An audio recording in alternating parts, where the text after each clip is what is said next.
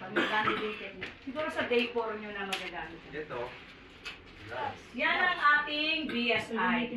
Body Substance Isolation. Okay, picture. Sige, ma'am.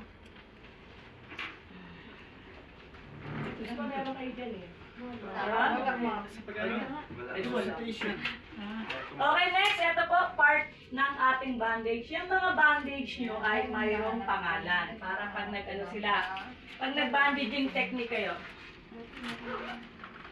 Okay, so, yung pinakatuktok, apex ang pangalan.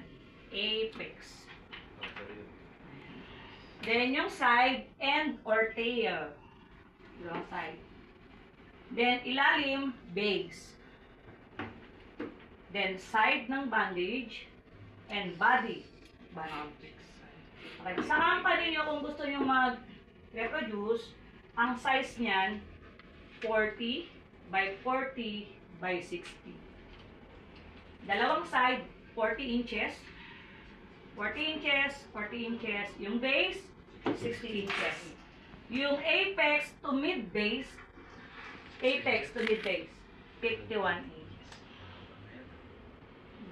Nagpatahi kayo. Okay?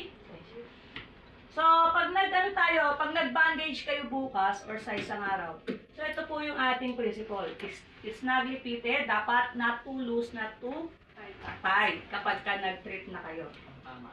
Then, careful handling. Baka mamaya yung ulo ng patient yung gumagano-gano na.